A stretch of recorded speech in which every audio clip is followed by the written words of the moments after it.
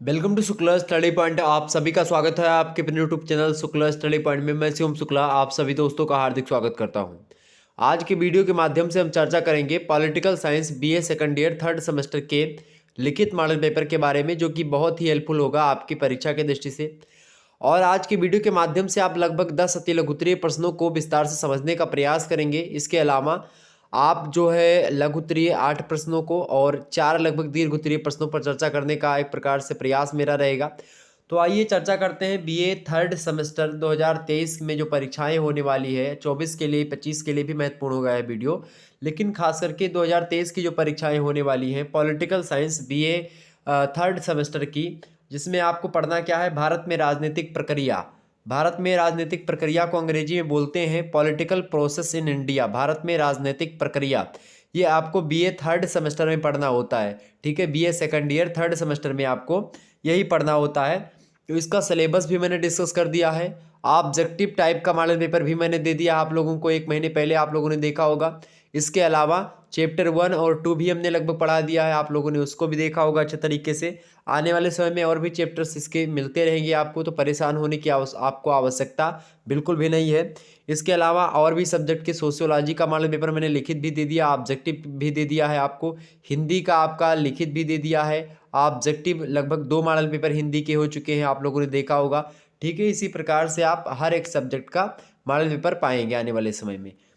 तो आइए देखते हैं। और ये प्रश्न जो मैं बताऊंगा ये 100% ऐसे प्रश्न हैं जिनसे परीक्षा में मतलब एक प्रकार से आपके परीक्षा में लगभग 80 से 90% जो प्रश्न होंगे एक ही मॉडल पेपर, इसी मॉडल पेपर से आपके आने वाले हैं। तो आप लोग जो है सारे प्रश्नों को एक प्रकार से अपनी कॉपी में नोट कर लीजिएगा। अगर नोट नहीं करेंगे तो मैं इसको पीडीएफ फॉर्म में सेंड कर दूंगा टेलीग्राम पर। टेलीग्राम मेरा चैनल है शुक्ला स्टडी पॉइंट, उसको आप लोड कर लीजिएगा, उस पर आपको मिल जाएगा। इसके अलावा आपको बता दूं कि आप हमको जो है इंस्टाग्राम पर भी फॉलो कर सकते हैं, शुक्ला स्टडी पॉइंट, स्पेस नहीं बीच में, शुक्ला स्टडी पॉइंट आप लिखेंगे और सर्च करिएगा तो इंस्टाग्राम पे तो आप जो है मुझे पाएंगे। अर्थात वहाँ पर भी आप जो है इंस्टाग्राम पर हमको फॉलो कर सकते हैं, वहाँ पर भी अपने प्रश्न वगैरह कर सकते हैं, वहाँ पर भी आपको आंसर मिलने का प्रयास मतलब देने का रहेगा मेरा। इसके अलावा आप फेसबुक पेज हमारा फॉलो कर सकते हैं, मतलब लाइक कर सकते हो और फॉलो कर सकते हो। फेसबुक पेज भी शुक्ला स्टडी पॉइंट के नाम से आप सर्च करिएगा, आपको मिलेगा। ठीक है, तो आप हमको अलग अदर सोशल मीडिया प्लेटफॉर्म पर भी फॉलो कर सकते हैं और अच्छी जानकारी ले सकते हो।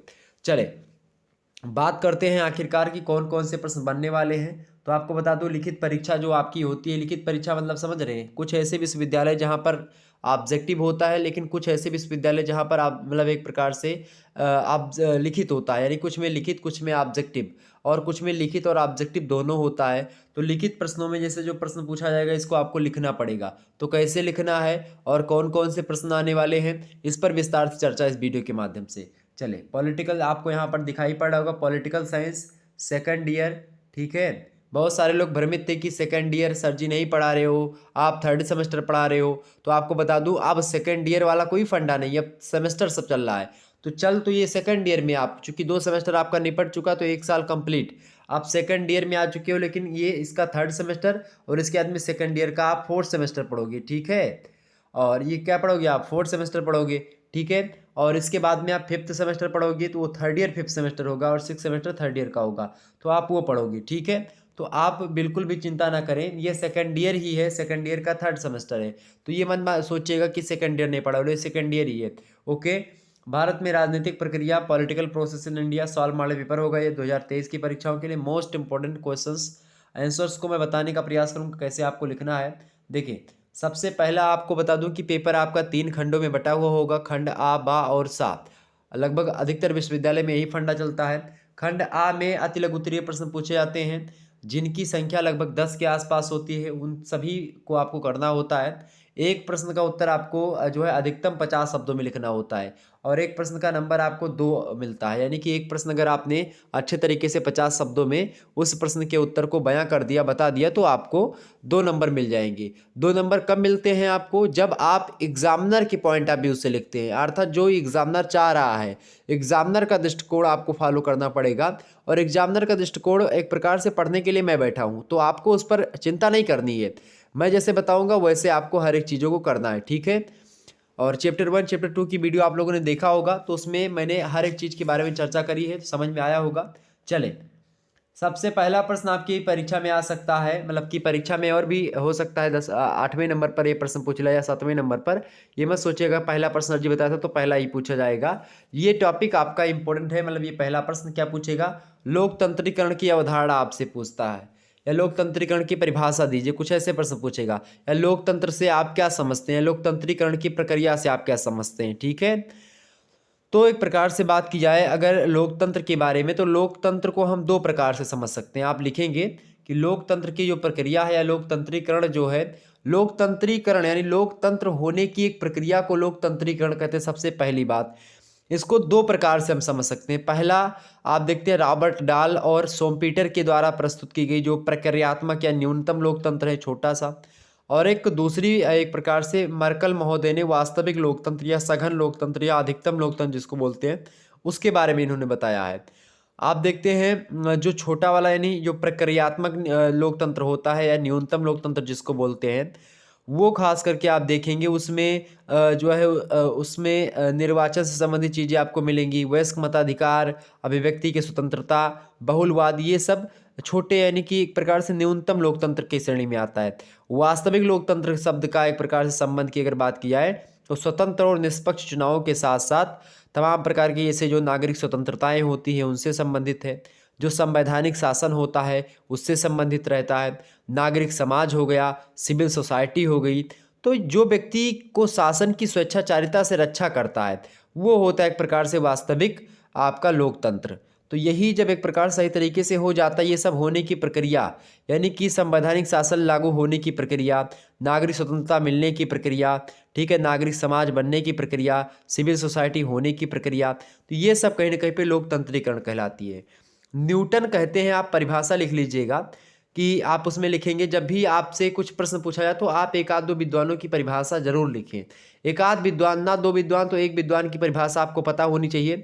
और दूसरा अगर आपको नहीं पता है तो आप थोड़ा सा बना करके कुछ जान रहे हैं तो आप लिखेंगे कि दूसरे शब्दों में, जैसे लिखा कि न्यूटन के अनुसार जो है लोकतंत्रीकरण की परिभाषा, आपने लिखा कि न्यूटन के अनुसार उन्होंने कहा, क्या कहा कि एक राजनीतिक व्यवस्था का अधिक लोकतांत्रिक व्यवस्था की ओर संक्रमण ही क्या कहलाता है, लोकतंत्रीकरण कहलाता है। तो एक राजनीतिक व्यवस्था जिसमें लोकतंत्र नहीं है उस व्यवस्था का अधिक लोकतांत्रिक व्यवस्था की ओर होना, क्या होना, अधिक लोकतांत्रिक व्यवस्था की ओर होना, वो लोकतांत्रिक प्रक्रिया या लोकतंत्रीकरण कहलाता है। ठीक है, आप देखते हैं भारत सबसे बड़ा दुनिया का लोकतांत्रिक देश है। ओके, क्लियर हो गई बातें। तो ये लोकतंत्र है एक प्रकार से आप समझते हैं जिसमें हर एक चीज़ें होती हैं। तो लोकतंत्र के बारे में आपको निश्चित तौर पर चीज़ें आ गई। अब इसमें दूसरे शब्दों में आप डाल करके लिख सकते हो, दूसरे शब्दों में कि लोकतंत्र क्या है, एक राजनीतिक व्यवस्था से एक लोकतांत्रिक व्यवस्था की ओर संक्रमण है, बस ये भी आप लिख सकते हो। तो कहीं ना कहीं पे आप एक विद्वान की परिभाषा लिख दो, उसी विद्वान से मिलती जुलती या थोड़ा सा उसमें अपनी तरफ से दो तीन शब्दों को ऐड करके आप एक दूसरी परिभाषा बता सकते हो, फिर लिखेंगे कि दूसरे शब्दों में। ठीक है, वो परिभाषा तो दो परिभाषा हो गई। एक लास्ट में लिखेंगे कि उपर्युक्त विवेचन के आधार पर यह स्पष्ट है कि लोकतंत्रीकरण की प्रक्रिया में तमाम प्रकार की चीज़ें आ जाती हैं, जैसे कि लोकतंत्रीकरण की प्रक्रिया में वयस्क मताधिकार, किसी समाज में जो मतलब किसी राजनीतिक व्यवस्था में नहीं हो रहा है तो वयस्क मताधिकार हो जाए, और एक प्रकार से निर्वाचन अच्छे तरीके से हो, अभिव्यक्ति की स्वतंत्रता हो, ठीक है, बहुलवाद हो, ठीक है, इसके अलावा आप देखते हैं संवैधानिक शासन हो, नागरिक स्वतंत्रता सभी को प्राप्त हो, सिविल सोसाइटी की स्थापना हो। तो ये सब चीज़ें आप बता सकते हो कि ये सब होनी चाहिए, वो लोकतंत्रीकरण की प्रक्रिया के द्वारा ही ये सब चीज़ें एक प्रकार से हो सकती हैं। तो हो गई लोकतंत्रीकरण की अवधारणा यही। ठीक है, लोकतंत्रीकरण के कई सारे आयाम हैं, सामाजिक आयाम है, आर्थिक आयाम है, राजनीतिक आयाम है। इसको समझने के लिए आप चैप्टर नंबर 1 पूरा वीडियो देख लीजिएगा, उसमें उसके आयाम के बारे में हर एक चीज़ों के बारे में आपको समझ में आ जाएगा। वैसे आपको बता दूं कि सबसे पहले अगर बात की जाए यहाँ पे मतलब लोकतंत्र की, तो सबसे पहले आप देखते हैं लोकतंत्र की बारे में, तो यूनाइटेड किंगडम में 1689 ईस्वी में निरंकुश राजतंत्र का स्थान संवैधानिक लोकतंत्र ने लिया। उसके बाद में आप देखते हैं फ्रांस और अमेरिका में लंबे संघर्ष के बाद में आप देखते हैं जब क्रांति होती फ्रांस की और अमेरिका की, तो खास करके जो है अमेरिका की क्रांति होती 1776 में और फ्रांस की क्रांति होती 1789 ईस्वी में। तो इसमें दोनों में आप देखते हैं यहाँ पर जैसे ही क्रांति होती है उसके बाद में 1776 से अमेरिका में लोकतंत्र की स्थापना हो जाती है। 1789 ईस्वी में जो है सबसे मतलब कि जो एक प्रकार से फ्रांस जो देश है वहाँ पर लोकतंत्र स्थापित हो जाता है। ठीक। और आप देखते हैं धीरे धीरे करके जो ब्रिटिश साम्राज्यवाद के अधीन राज्य थे जैसे कनाडा हो गया, न्यूजीलैंड हो गया, ऑस्ट्रेलिया हो गया, या फिर और अन्य देश जहाँ पर जो ब्रिटेन के शासन था, यानी भारत पर भी ब्रिटेन का शासन था, तो सभी में लोकतंत्र धीरे धीरे आता गया। उसके बाद में आप देखते हैं कि और भी लोकतंत्र धीरे धीरे बढ़ते रहे। और आप देखेंगे कि पुर्तगाल में 1974 ईस्वी में पुर्तगाल में तानाशाही की समाप्ति के बाद लोकतंत्र आया। फिर आप देखते हैं स्पेन में 1975 ईस्वी में लोकतंत्र की स्थापना हुई। ब्राज़ील में 1985 में, चिली में 1989 में लोकतंत्र आया। और इसके बाद में जो सोवियत संघ है, यानी कि पहले सोवियत संघ था 1990 से 1991 के आसपास आप देखते हैं वो बट गया, यानी कि एक प्रकार से सोवियत संघ टुकड़ों में टूट गया। और रूस एक प्रकार से जो था पहले सोवियत संघ था, यूएस मतलब कि यूएसएसआर था। ठीक है, तो वो टूट गया। तो इसके विघटन के पश्चात क्या हुआ कि वहाँ पर लोकतंत्र की स्थापना हुई। और इस प्रकार से ब्रिटिश आज़ादी जब मिली भारत को खास करके 1947 ईस्वी में, उसके बाद जब भारत का संविधान लागू हुआ 1950 ईस्वी में आकर के, तो भारत में क्या हुआ है, भारत में लोकतांत्रिक एक प्रकार से प्रक्रिया मतलब कि 1947 से प्रारंभ हो जाती है और वो धीरे धीरे आकर के क्या होती है 1950 तक आते आते वास्तविक लोकतंत्र की स्थापना भारत में हो चुकी होती है। यानी कि ये 3 साल लगभग एक लोकतंत्रीकरण की प्रक्रिया में लग चुके, लगभग 2.5 साल। ठीक है, 3 साल ही मान सकते हो। तो ये लोकतंत्रीकरण की अवधारणा में जो शुरुआत की बातें बताई थी वही सब लिख देते तो हो जाता, आपका कोई दिक्कत की बात नहीं है। ठीक है, तो कुल मिलाकर के जो है बस थोड़ा सा 50 शब्दों में लिखना है। मैं इसीलिए थोड़ा सा ज़्यादा बता देता हूँ ताकि आपको कुछ बातें ध्यान रहे, तो कुछ भी अगर आप लिख दोगे जो जो भी बातें मैं बता रहा हूँ तो आपको अच्छे नंबर मिल जाएंगे। ओके, तो इसीलिए मैं बोलता रहता हूँ, बताता रहता हूँ, ताकि आपको कहीं पर भटकने की आवश्यकता ना पड़े, कुछ बातें तो आपके दिमाग में रहेंगी। चले, अगला प्रश्न है दूसरा नंबर की राजनीतिक व्यवस्था, यानी जो भारतीय राजनीतिक व्यवस्था को आकार देने वाले किन्हीं 5 कारणों के नाम लिखिए। आपसे ऐसे प्रश्न पूछेगा। तो भारतीय राजनीतिक व्यवस्था के बारे में आप सभी को पता होगा, चैप्टर नंबर 2 मैंने पढ़ाया है जिसमें हमने भारतीय राजनीतिक व्यवस्था के बारे में बताया है। ठीक है, तो क्लियर हो गई बातें। तो आप देखते हैं जैसे कि जब भारतीय राज्य व्यवस्था की आप बात करते हो, राजनीतिक व्यवस्था की बात करते हो, तो इसका मतलब ये है कि भारत का शासन का स्वरूप कैसा है, भारतीय शासन का उद्देश्य क्या है, नीति निर्माण किस तरीके से होता है, कौन कौन से कारक हैं जो कि नीतियों के निर्माण को प्रभावित करते हैं, ये तमाम प्रकार के प्रश्न जो है, या फिर राज्य के कार्यों में जनता की भागीदारी किस सीमा तक है, जनता के मूल्य क्या है, दृष्टिकोण क्या है, चरित्र क्या है जनता का, उन सभी का स्वरूप आपको स्पष्ट होना चाहिए।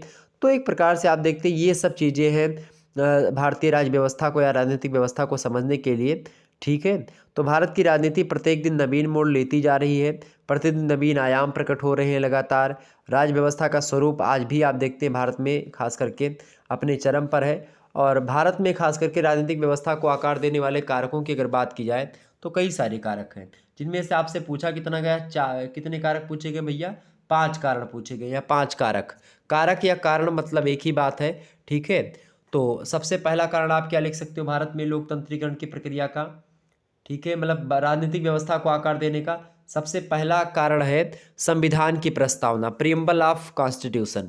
प्रीएम्बल ऑफ कॉन्स्टिट्यूशन जो है संविधान की प्रस्तावना, इसकी अगर बात करें तो चूंकि ये संविधान का हिस्सा नहीं है, संविधान की जो प्रस्तावना है इंडियन कॉन्स्टिट्यूशन की, जो प्रीएम्बल है शुरुआती जो चीज़ है जिसमें आप वो देखते हैं कि हम भारत के लोग, भारत को संपूर्ण प्रभुत्व संपन्न, उसमें आप देखते हैं ये क्या है, भारत का हिस्सा तो नहीं है, मतलब सॉरी भारतीय संविधान का हिस्सा तो नहीं है जो संविधान की प्रस्तावना है।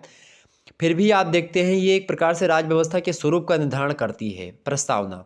और प्रस्तावना के संविधान के निर्माताओं ने हमारी राज्य व्यवस्था के बुनियादी आदर्शों को, आस्थाओं को और प्रेरणाएं जो थी उन सभी को बाणी देने का काम ये प्रस्तावना ही करती है। राज्य व्यवस्था अगर बात की जाए शरीर है तो प्रस्तावना क्या है, प्रस्तावना उसकी आत्मा बोल सकते हो आप। तो अगर आप लिखेंगे कि राज्य व्यवस्था शरीर है तो प्रस्तावना क्या है, उसकी आत्मा है। प्रस्तावना मुख्य शिला है तो राज्य व्यवस्था क्या है, उस पर खड़ा हुआ एक महल है। ठीक है, तो कुल मिलाकर के संविधान की प्रस्तावना राज्य व्यवस्था को समझने की एक कुंजी है। अगर राज्य व्यवस्था को समझना है तो एक प्रकार से राज्य व्यवस्था नामक ताले को खोलने के लिए आपको संविधान की प्रस्तावना नामक कुंजी लगानी पड़ेगी। ये आप समझ लो कुल मिला करके, ठीक है। तो संविधान की प्रस्तावना ये सबसे पहला कारण होता है राजनीतिक व्यवस्था को, मतलब भारतीय राजनीतिक व्यवस्था को आकार देने के लिए। सबसे पहला ये व्यवस्था को आकार दिया किसने? संविधान की प्रस्तावना ने। दूसरा कारण आपका है एकीकरण की समस्या। क्योंकि भारत, आप देखते हैं भारत जब आज़ाद हुआ उस समय आपको एक प्रकार से नेशनल इंटीग्रेशन की प्रॉब्लम से भारत जूझ रहा था, अर्थात एकीकरण की समस्या भारत के साथ थी। भारत में आप देखते हैं 565 छोटी बड़ी रियासतें थीं, इन सभी को इकट्ठा करना था और सभी अलग अलग भाषी राज्य थे, उनको एक सूत्र में संग्रहण करके राष्ट्र का निर्माण हो सकता था। लेकिन चिंता एक का विषय यह था कि एक प्रकार से आप देखते हैं कि कैसे इन सभी का एकीकरण हो, और नेहरू जी भी परेशान थे। नेहरू जी ने स्पष्ट कहा था कि मेरे जीवन का मुख्य काम भारत का एकीकरण है, और इसी वजह से भारत की राष्ट्रीय या राजनीतिक एकता जो है उसमें राष्ट्रीय सरकार की मुख्यता व अन्य हितों एवं अल्पसंख्यकों के प्रति समझौते व समन्वय की नीति को अपनाया गया है। केंद्रीय राज व्यवस्था की राष्ट्रीय एकीकरण की समस्या ने ही नींव डाली थी, ये बात आप ध्यान रखेंगे। यानी एकीकरण की समस्या जो है जिसको समझा लेना एक प्रकार से भारत के लोकतंत्र की स्थापना का, दूसरी या भारतीय राजनीतिक व्यवस्था को एक आकार देने का एक प्रकार से सबसे महत्वपूर्ण कारक आप मान सकते हो एकीकरण की समस्या। अगर एकीकरण जो है एक प्रकार सही तरीके से नहीं हो पाता तो निश्चित तौर पर आज जो आप भारत का स्वरूप देख रहे हो, भारत का जो की संरचना जो देख रहे हो, स्ट्रक्चर इंडिया का देख रहे हो, वो नहीं देखने को मिलता हम लोगों को, ठीक है। तो दूसरा कारण। तीसरा कारण क्या भाई? भारत का संविधान ही है।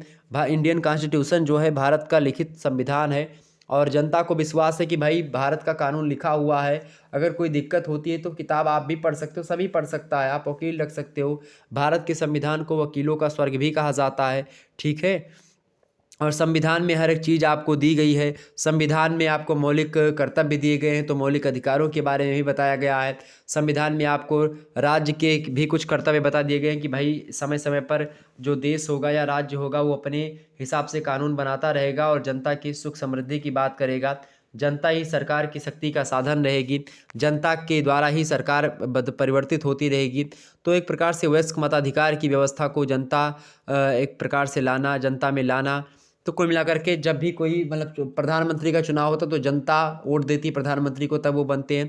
तो ये तमाम प्रकार की चीज़ें कहीं ना कहीं पे राजनीतिक व्यवस्था को आयाम देती हैं, ठीक है। इसके अलावा चौथा कारण आप लिख सकते हो, कौन सा भाई? चौथा कारण है क्षेत्रीयता। क्षेत्रीयता मतलब होता है एक प्रकार से रीजनलिज्म। तो रीजन की बात की, क्षेत्रीयता की बात की जाए तो राजनीतिक व्यवस्था को क्षेत्रीय विवाद भी प्रभावित करते हैं। क्षेत्रीय समस्याएं राजनीतिक आंदोलन को उत्पन्न करती हैं। राज्यों के बीच में जो नदी पानी विवाद होते रहते हैं, सीमा विवाद होते हैं, तो इन समस्याओं को क्षेत्रीय संकीर्णता का परिणाम कहा जा सकता है। अगर क्षेत्रीय समस्याएं गंभीर रूप ले लेती हैं तो संविधान द्वारा निर्धारित जो व्यवस्था है, जो एक प्रकार सिस्टम है, वो कमज़ोर होने लगता है। तो कहीं ना कहीं पे क्षेत्रीयता भी भारत में राजनीतिक व्यवस्था को आकार देने वाले कारकों में बहुत महत्वपूर्ण भूमिका निभाता है। इसके अलावा पांचवा कारण आप लिख सकते हो या कारक लिख सकते हो धर्म। रिलीजन जो है, क्योंकि आप देखते हैं धर्म भारत में खास करके राजनीतिक व्यवस्था को बहुत अधिक प्रभावित करता है, और भारत का धर्म के आधार पर विभाजन हुआ है। पाकिस्तान और भारत जो बना देश, वो धर्म के आधार पर बना कि हिंदू लोग भारत में रहेंगे, मुस्लिम्स लोग पाकिस्तान में रहेंगे।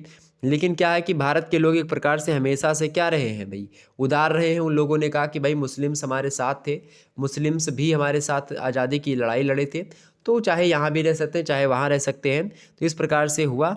और आप देखते हैं भारत में एक प्रकार से धर्म के नाम पर बंटवारा भले ही हो, लेकिन भारत में आप देखते हो, आप हमारे जो है सिख भाई बंधु भी रहते हैं, पारसी भाई बंधु भी हैं, जैन भाई बंधु हैं, ईसाई बौद्ध सभी लोग हैं, इस्लाम धर्म के लोग भी भारत में ही मौजूद करते हैं। हमारे ख्याल से पाकिस्तान से ज़्यादा आबादी मुसलमानों की भारत में होगी, फिर भी पाकिस्तान अपने आप को जो है मुस्लिम्स का मसीहा समझने लगा है मतलब उसका अलग ही लेबल है, ठीक है।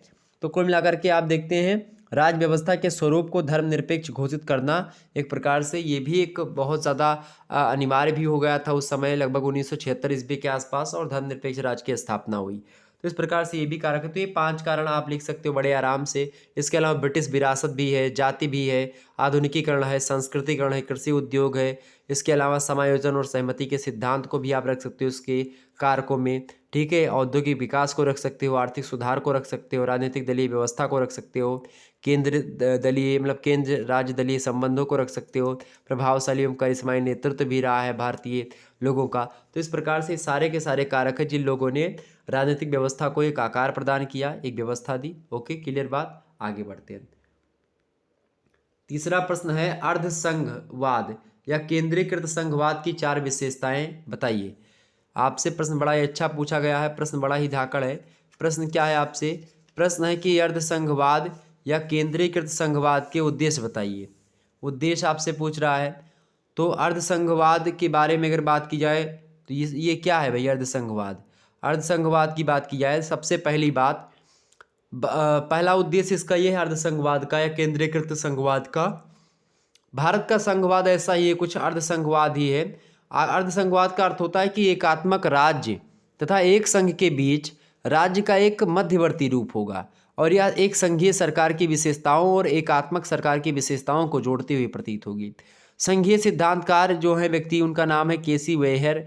केसी वेयर महोदय कहते हैं कि भारतीय संविधान की प्रकृति अर्धसंघीय प्रकृति की है।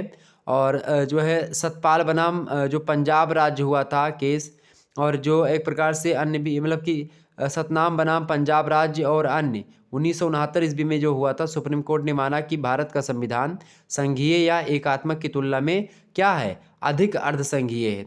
अब इसका उद्देश्य क्या है आपसे यही पूछा जा रहा है कि विशेषताएं पूछी जा रही है। उद्देश्य की अगर बात की अर्धसंघवाद या केंद्रीकृत की, तो उद्देश्य ये रहा कि भारत का विभाजन एवं तत्कालीन परिस्थितियां ध्यान में रख करके अर्धसंघवाद की स्थापना की गई ताकि दोबारा से कोई राज्य भारत से अलग ना हो सके। इसके अलावा राष्ट्रीय नागरिक पहचान बनाने की दिशा में जो है अत्यधिक पदानुक्रमित एवं भेदभावपूर्ण समाज में सामाजिक संबंधों का पुनर्गठन करना, ये भी एक उद्देश्य रहा अर्धसंघवाद या केंद्रीकृत संघवाद का। इसके अलावा कल्याणकारी राज्य के रूप में मतलब कि निर्माण के रूप संबंध में खास करके अर्धसंघवाद का उद्देश्य रहा। इसके अलावा अंतर क्षेत्रीय आर्थिक असमानता को कम करना, ये भी उद्देश्य रहा। प्रश्न क्या है आपसे कि विशेषता बताइए, 4 विशेषता। पहली विशेषता लिखिएगा भैया, लिखेंगे कि भारतीय राज्य की अर्धसंघीय विशेषता या भारतीय राज्य की अर्धसंघीय विशेषताएं या अर्धसंघवाद या केंद्रीय संघवाद की 4 विशेषताएं भारत में। पहली विशेषता क्या है भाई? अनुच्छेद 3। अनुच्छेद 3 यह कहता है भारत के संविधान का कि राज्यों की विनाशकारी प्रवृत्ति या प्रकृति जो होगी दूसरे संघों के विपरीत भारत में राज्यों को क्षेत्रीय अखंडता का कोई प्रभुत्व नहीं है। संसद किसी भी राज्य के क्षेत्र में सीमाओं में उसके और उसके नाम को परिवर्तन करने के लिए संसद एक प्रकार से कहीं ना कहीं पे अपने वहाँ पर बहुमत पास करवाए संसद में, और वो कर सकता है, चेंज कर सकता है। चाहे तो वो किसी राज्य की सीमा, यानी कि मान लेते हैं भारत देश का भी, मतलब कि मोदी जी चाहें कि यूपी का नाम बदल करके उनको कुछ दूसरा रखना है तो वो रख सकते हैं। यूपी को 2 भागों में बांट सकते हैं, बिल्कुल बांट सकते हैं। संसद में कानून बनेगा, बट जाएगा, उसमें कोई 2 राय नहीं है, ठीक है। तो एक प्रकार से अनुच्छेद 3 में ही ये सारी बातें लिखी गई हैं। इसके लिए योगी बाबा जो नाम परिवर्तन कर रहे हैं अलग अलग स्थानों का, वो किस में है? वो खास करके अनुच्छेद 3 में ही, उसी के तहत। इसके अलावा दूसरा कारण आप मतलब कि दूसरा एक प्रकार से विशेषता आप लिख सकते हो भारतीय राज्य की अर्धसंघीय विशेषताओं में। दूसरा क्या है? एकल संविधान। भारत का संविधान कैसा? एकल संविधान, यानी पूरे भारत के लिए एक ही संविधान है। ऐसा नहीं कि पूर्वोत्तर राज्यों के लिए अलग संविधान है, जम्मू कश्मीर के लिए अलग संविधान पहले था, अब खत्म हो गया, ठीक है।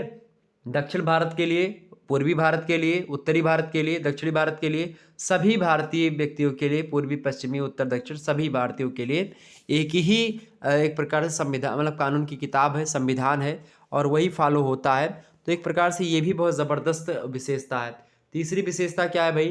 तीसरी विशेषता है राज्यसभा में राज्यों का एक जैसा प्रतिनिधित्व नहीं है। क्या? राज्यसभा में राज्यों का एक जैसा प्रतिनिधित्व नहीं है, नहीं तो फिर दिक्कत की बात हो जाती। क्योंकि राज्यसभा में क्या है, जिसका जनसंख्या ज़्यादा है वहाँ से ज़्यादा सांसद जाते हैं राज्यसभा में, जिसका एक प्रकार जनसंख्या कम है जिस राज्य का, वहाँ से कम जाते हैं। तो इस प्रकार से ये भी कहीं ना कहीं पे अर्धसंघीय विशेषताओं में से एक है। इसके अलावा चौथी विशेषता आप लिख लीजिएगा। चौथी विशेषता आपातकालीन प्रावधान। भारतीय संविधान के आप देखते हैं तो अनुच्छेद 352 से लेकर के 360 तक आपको देखिएगा, उसमें राष्ट्रीय आपातकाल के बारे में बताया गया है। 360 में वित्तीय आपातकाल के बारे में बताया गया, 352 में राष्ट्रपति शासन, और 300 खास करके जो है 56 में क्या है, राष्ट्रीय आपातकाल। तो इस प्रकार से है, थोड़ा सा राष्ट्रीय आपातकाल उसमें अगर उल्टा हो गया होगा तो एक बार इसको देख लीजिएगा। ओके, साथ मुझे ध्यान नहीं आ रहा है उल्टा है कि साम से वही चीज़ें हैं, ठीक। तो इस प्रकार से आपातकालीन प्रावधान भी दिया गया, तो ये भी एक विशेषता है। पांचवी विशेषता आप लिख सकते हो कौन सी, अखिल भारतीय सेवाएं। भारत में आप देखते हैं संविधान के अंतर्गत संघवाद के सिद्धांत का तिरस्कार करती है, तो एक प्रकार से जो अखिल भारतीय सेवाएं हैं वो भी। इसके अलावा और भी तमाम सारी चीज़ें हैं जो कि इसकी विशेषता के रूप में आती हैं। एकीकृत, मतलब भारत में आप देखते हैं एकीकृत और एकीकृत न्यायिक प्रणाली है, एक ही सुप्रीम कोर्ट है। इसके अलावा राज्य के जो है विधेयकों पर संघ वीटो है। तो कहीं ना कहीं पे आप देखते हैं कि ये तमाम सारे विशेषताएं जो हैं ये अर्धसंघवाद या केंद्रीकृत संघवाद की विशेषताओं में से हैं। अगला प्रश्न चौथा देखेंगे, राजनीतिक दल की परिभाषा बताइए। प्रश्न वही बड़ा भी अच्छा, मतलब बड़ा अच्छा। अर्धसंघीय प्रणाली के लाभ भी कई सारी चीज़ें होती हैं, राष्ट्रीय एकता बढ़ती है, ठीक है। इसके अलावा सहयोग और समन्वय बढ़ता है, अंतर्राज्यीय संघर्षों का समाधान करना पड़ता है, राष्ट्रीय एकीकरण की समस्या उत्पन्न होती है, राष्ट्रीय एकीकरण हो सकता है, सहयोग और समन्वय हो सकता है, एकल बाजार की अर्थव्यवस्था हो सकती है, कई सारी चीज़ें हैं। अब इसमें कई सारी चुनौतियां भी आ रही है अर्धसंघीय प्रणाली की, जैसे केंद्र द्वारा शासित का गलत उपयोग करना कभी कभी, ठीक है। हाल ही में आप देखते 3 कृषि कानून भी एक प्रकार से बनाए गए थे, उसमें भी विवाद हुआ था। राज्यपाल का पद, ठीक है, ये भी एक प्रकार से चुनौती है। इसके अलावा क्षेत्रवाद की समस्या, तो कई सारी समस्याएं हैं जो कि अर्धसंघीय मार्ग में बाधक सिद्ध हो रही हैं। तो ये चीज़ें थोड़ा सा जाननी पड़ेंगी हम लोगों को। आगे बढ़ते और भी चीज़ों को जानने का प्रयास करते हैं। अगला, राजनीतिक दल की परिभाषा बताइए। प्रश्न क्या है, बड़ा अच्छा प्रश्न है। राजनीतिक दल की परिभाषा आपसे पूछ रहा है, फटाफट से बताने का प्रयास करेंगे जितने भी लोग देख रहे हैं। राजनीतिक दल की परिभाषा, राजनीतिक दल किसे कहते हैं भाई, राजनीतिक दल किसे कहते हैं बताएं। जो एक प्रकार से पॉलिटिकल पार्टीज होती हैं उसके बारे में आपसे पूछ रहा है। तो आप लिखेंगे जो है राजनीतिक दल व्यक्तियों के उस समूह को कहते हैं जो समान राजनीतिक उद्देश्यों की पूर्ति के लिए राजनीति में भाग देते होते हैं या भाग लेते हैं। क्या लिखेंगे, लिखेंगे कि राजनीतिक दल व्यक्तियों के उस समूह को कहते हैं जो समान राजनीतिक उद्देश्यों की पूर्ति के लिए राजनीति में भाग लेते हैं। वह व्यक्तियों का समूह राजनीतिक दल कहलाता है। राजनीतिक क्या कहलाता है, दल कहलाता है, पार्टिकल पार्टी कहलाती है, ठीक है, क्लियर बात। और भी तमाम सारे विद्वानों ने अलग अलग तरीके से राजनीति विज्ञान की परिभाषा दी है। तो भाई अगर परिभाषा पूछ ही रहा है तो एक आध दो विद्वानों की परिभाषा तो भाई लिखना परम आवश्यक है, 50 शब्दों के अंतर्गत ही। तो एक परिभाषा ये लिख दीजिएगा। इसके अलावा अगली परिभाषा आप लिख सकते हो, जैसे जो है एडमंड वर्क महोदय कहते हैं कि राजनीतिक दल ऐसे लोगों का समूह होता है जो किसी ऐसे सिद्धांत के आधार पर जिस पर वे एकमत हों अपने सामूहिक प्रयत्न द्वारा जनता के हित में काम करने के लिए एकता से बंधे हुए होते हैं। एक तो ये परिभाषा हो गई। कौन सी परिभाषा, एडमंड बर्क महोदय ने कहा कि राजनीतिक दल ऐसे लोगों का समूह होता है जो किसी ऐसे सिद्धांत के आधार पर है जिस पर वे एकमत हों अपने सामूहिक प्रयत्नों के द्वारा जनता के हित में काम करने के लिए एकता से बंधे होते हैं। तो ये होते हैं राजनीतिक दल। इसके अलावा आप देखते होंगे लीकाक महोदय कहते हैं कि राजनीतिक दल से हमारा अभिप्राय या हमारा आशय नागरिकों के उस संगठित समूह से होता है जो कि राजनीतिक इकाई के रूप में कार्य करते हैं, एक पॉलिटिकल यूनिट के रूप में कार्य करते हैं, ठीक है। वो होता है क्या, वो होता है राजनीतिक दल। मैकाइबर कहते हैं कि राजनीतिक दल एक ऐसा समुदाय है जो किसी ऐसे सिद्धांत अथवा ऐसी नीति के समर्थन के लिए संगठित हुआ है जो जिसे वह वैधानिक साधनों से सरकार का आधार बनाना चाहता हो। तो एक प्रकार से ये तमाम प्रकार की परिभाषा जो बताइए आप लिख सकते हो बड़े आसानी से। राजनीतिक दल एक प्रकार से अलग अलग चीज़ें होती है। भारत में दलों का, राजनीतिक दलों का कई सारा महत्व है, ठीक है, और तमाम सारी पार्टियां हैं, राजनीतिक दल के गुण भी हैं, दोष भी हैं। इन चीज़ों को चर्चा करने वाला विषय है, जल्दी होता रहेगा। तो इस प्रकार से आपका ये हो गया। इसके अलावा अगला प्रश्न आप देखिएगा। अगला प्रश्न है आपका 5वां प्रश्न है, दबाव समूह किसे कहते हैं? Pressure groups. दबाव समूह बताने का प्रयास करेंगे। दबाव समूह क्या है भाई? फटाफट से बताने का प्रयास करेंगे। दबाव समूह, दबाव समूह किसे कहते हैं भाई?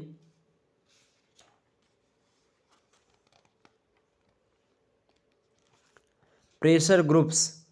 अंग्रेजी में दबाव समूहों को प्रेशर ग्रुप्स बोला जाता है। बताएं। आपसे कह रहा कि दबाव समूह किसे कहते हैं? दबाव समूह की अगर बात की जाए तो दबाव समूह के बारे में अगर खास करके बताएं मैं आपको, तो दबाव समूह जो होता है कुछ लोगों के द्वारा पारस्परिक या साझे के हितों को प्राप्त करने के लिए संगठित किया जाता है। और आप देखते हैं कि अपने हितों की रक्षा के लिए या उसकी प्राप्ति के लिए मतलब तो क्या होते हैं प्रेशर ग्रुप्स भाई? प्रेशर ग्रुप्स यानी दबाव समूह जो होते हैं ये एक ऐसे व्यक्तियों के द्वारा बनते हैं, कुछ लोगों का समूह होता है जो कि अपने खुद पारस्परिक चीज़ों के लिए कुछ साझे के द्वारा बनाए हुए होते हैं, कुछ हित उनके होते हैं। उन्हीं हितों की पूर्ति के लिए आप देखते हैं ये लोग धरना वगैरह देते हैं, अपने हितों की रक्षा करते हैं, अपनी रक्षा करते हैं। ठीक है। और कुछ चीज़ें मतलब कि अपने मतलब जो है दबाव साधनों का प्रयोग करते हैं, तो दबाव समूह कहा जाता है उनको। दबाव समूह की परिभाषा अलग अलग विद्वानों ने अलग अलग तरीके से दी है। जैसे कि BOK मतलब कि BOK महोदय कहते हैं कि दबाव समूह सार्वजनिक नीति को प्रभावित करने के लिए बनाए गए निजी संगठन होते हैं। अब मैं अभी उदाहरण के माध्यम से समझाऊंगा तो आपको समझ में आ जाएगा। इसके अलावा परिभाषा आप एक और दो सुन लीजिएगा। इसकी दबाव समूह की परिभाषा को देते हुए आयरिस और प्राथरो महोदय कहते हैं कि दबाव समूह चुनाव मुकाबले में विधिवत प्रवेश के बिना सरकारी नीति निर्णयों को प्रभावित करने का एक संगठित प्रयास होता है। ठीक है। इसके अलावा एल्फ्रेड जी ग्रेजिया कहते हैं कि दबाव समूह एक ऐसा संगठित सामाजिक समूह है जो सरकार पर औपचारिक नियंत्रण किए बिना राजनीतिक अधिकारियों के व्यवहार को प्रभावित करने का प्रयास करता है। अर्थात ये अनौपचारिक भी हो सकता है, औपचारिक भी हो सकता है। दबाव समूह जो होते हैं ये राजनीतिक दल से अलग भी होते हैं। और आप देखते हैं दबाव समूह एक प्रकार के हितों से संबंध लोगों का समूह होता है। इसके अलावा आप लिख सकते हो कि दबाव समूह अपने सदस्यों के हितों की साधना के लिए निरंतर प्रयत्नशील रहता है हमेशा। आप आगे लिख सकते हो कि दबाव समूह जो हैं ये अपने उद्देश्यों की पूर्ति के लिए वैधानिक तथा अवैधानिक अथवा औपचारिक या अनौपचारिक दोनों प्रकार के तरीके प्रयोग में ला सकते हैं। इसके अलावा जो दबाव समूह है प्रेशर ग्रुप्स हैं ये शासन की प्रक्रिया में प्रत्यक्ष रूप से सम्मिलित नहीं होते हैं। इसके अलावा वे अपने हितों की पूर्ति के लिए शासन के विभिन्न अभिकरणों को प्रभावित करते हैं। तो ये होते हैं दबाव समूह। दबाव समूह जैसे मान लेते हैं दबाव समूह क्या कौन होंगे, तो कुल मिलाकर के आप लिखेंगे कि इस प्रकार से हम कह सकते हैं कि दबाव समूह ऐसे समूह होते हैं जो अपने सदस्यों के हित साधन हेतु सरकार के विभिन्न अभिकरणों को वैधानिक या अवैधानिक तरीके से क्या करते हैं, प्रभावित करते हैं। ठीक है, क्लियर बात। तो ये हो गया आपका भाई दबाव समूह। दबाव समूह के बारे में ये सारी चीज़ें आपको थोड़ा सा ध्यान रखनी होगी। ओके। अच्छा, दबाव समूह कौन कौन से? श्रमिक संघ हो गया, ठीक है, कुछ व्यवसायिक संघ में हो गया। ठीक, अब व्यवसायिक संघ में जैसे कि federation of Indian chambers of commerce and industry, यानी इसको FICCI बोलते हैं। इसके अलावा associated chambers of commerce, all India manufacturers organisations, ये सब एक प्रकार से क्या हैं, ये सब भी क्या हैं भाई, व्यवसायिक संघ हैं। ठीक, इसके अलावा भारतीय मजदूर संघ हो गया, यूनाइटेड कांग्रेस है, Indian national trade union Congress है, इसके अलावा all India trade union Congress है। तो ये सारे के सारे ये श्रमिक संघ हैं, ये भी क्या हैं, ये सभी दबाव समूह प्रेशर ग्रुप्स हैं। इसके अलावा आप देखते हैं प्रेशर ग्रुप्स के बारे में खास करके अगर बात की है संस्थागत दबाव समूह के बारे में, तो कांग्रेस कार्य समिति हो गई, और कांग्रेस संसदीय बोर्ड हो गया, मुख्यमंत्री क्लब हो गया, केंद्रीय चुनाव समिति हो गई, नौकरशाही और सेना। तो तमाम प्रकार के क्या हैं, प्रेशर ग्रुप्स हैं जिसके बारे में मैंने आपको बता दिया। क्लियर बातें। अब आपको एक प्रकार से और भी तमाम सारे समुदाय हैं, तो वो लोग भी, छात्र लोग भी धरना देने के लिए आप देखते हैं अलग अलग संगठन होता है। कृषि वालों का अलग होता है, मजदूरों का अलग होता है, ठीक है, किसानों का अलग होता है, यही सब सारी चीज़ें। दबाव समूह के बारे में समझ में आ गई बातें। दबाव समूह की अगर बात की जाए तो इसके कई सारे दोष हैं दबाव समूह के। पहला दोष ये है कि सरकारी कर्मचारियों के द्वारा अचानक काम बंद कर देने से प्रशासन ठप हो जाता है, जिससे जनता को बहुत जो है असुविधा होती है दबाव समूह से। क्योंकि क्या होता है, दबाव समूह जब प्रेशर डालते हैं उन पर तो फिर दिक्कत होती है। इसके अलावा दबाव गुट रिश्वत और धन दे करके विधायकों को अपनी ओर कर लेते हैं और अपने हित में नीतियाँ बनवाते रहते हैं। इसके अलावा जो है भारत में दबाव गुटों की कार्यशैली गुप्त रखी जाती है, जन सामान्य को उसकी सूचना भी नहीं दी जाती है। ये बात आप ध्यान रखेंगे। इसके अलावा विदेशी सहायता से कि प्राप्त प्रभावित होते हैं ये लोग। तो दबाव समूह विदेशी सहायता से प्रभावित होते हैं, कभी कभी आप देखते हैं। तो दबाव समूह के सब दोष होते हैं कि अगर दबाव समूह बने हैं तो कोई विदेशी अगर मान लेते कुछ लेकर के आ रहा है, विदेशी लोग एक प्रकार से उस मिला सकते हैं अपने में, और यहाँ से कुछ राज को कि यहाँ से केवल धरना देने के लिए आपको फंडिंग कर सकते हैं। आप देख ही रहे होंगे तमाम सारे। तो ये तमाम प्रकार की चीज़ें हैं। और ये समूह जो होते हैं खास करके हिंसा हो गई और अन्य सत्याग्रह हड़ताल ये सब करते रहते हैं समय पर, और जाति समुदाय धर्म को ये बढ़ावा देते हैं। तो कहीं ना कहीं पे जाति को हो, समुदाय को हो, धर्म को, सभी को बढ़ावा देते हैं। कौन? जो प्रेशर ग्रुप्स होते हैं। ओके, क्योंकि इनका काम ही होता है प्रेशर्स को डालना। ओके, क्लियर होगी बातें? आगे समझते हैं।